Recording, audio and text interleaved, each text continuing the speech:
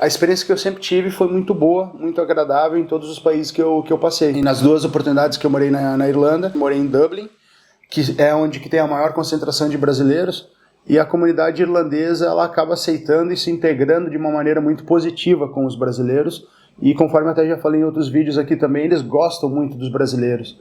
O brasileiro com a sua alegria, com a sua comunicação, seu jeito latino de ser, acaba atraindo bons olhares em relação aos irlandeses, que também são um povo bem comunicativo, um povo feliz, um povo que devido às proporções, eu sempre falo que a Irlanda e os irlandeses são os brasileiros aqui na Europa. Essa característica que a gente tem acaba se integrando muito fácil com os irlandeses. Ao que me parece, a comunidade brasileira é a terceira maior comunidade na Irlanda atualmente. Eu acredito que seja primeiro polonês, depois romeno e depois brasileiros. Quem for buscar informações na internet sobre a crescente xenofobia que acontece aqui na Europa, infelizmente, é uma questão que vem crescendo de maneira geral em praticamente todos os países. Vai perceber que também acontecem eventualmente ataques de irlandeses, de maus elementos a brasileiros e também a outras nacionalidades. E na Irlanda isso infelizmente vem acontecendo bastante. Para um país pequeno de só 5 milhões de habitantes, e principalmente na capital, Dublin,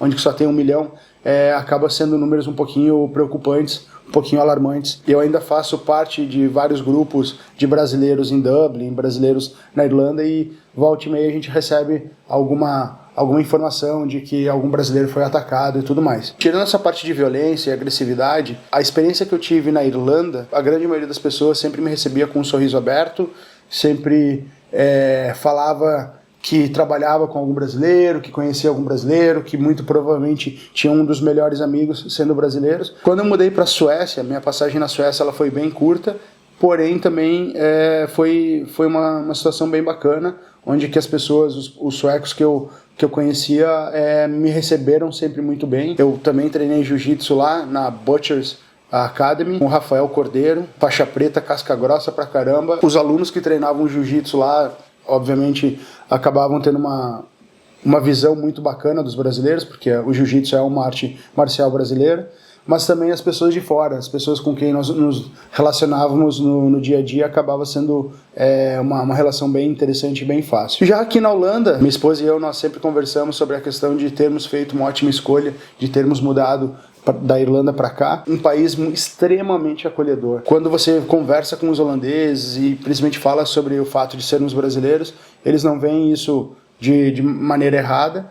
Inclusive a Holanda é um dos países mais liberais e com a mente mais aberta do mundo, então eu nunca imaginei que poderia ser nem um pouco diferente. Obviamente por conta da língua e da similaridade cultural, nós temos um número muito, muito grande de brasileiros vivendo em Portugal hoje. Eu faço parte também de alguns grupos de brasileiros em Portugal. A gente diariamente acaba sempre recebendo algum comentário, alguma questão de xenofobia lá. Inclusive já tivemos aqui no canal alguns relatos de pessoas que moraram em Portugal. Eu não vou querer ser taxativo e falar que todo português tem preconceito em relação ao brasileiro, que eu tenho certeza absoluta que não é o caso. Eu mesmo tenho amigos portugueses que adoram brasileiros, que falam que inclusive os portugueses consomem muita cultura brasileira, mas também a gente sabe que sim, que existe um pouco de preconceito, um certo racismo e uma certa visão enviesada. Tivemos alguns relatos de pessoas que não foram tão bem tratadas em Portugal, que foi justamente o caso do Nerinho e da Amanda. Sempre vamos ter alguns países onde que tem uma certa conotação negativa ou que tem alguma visão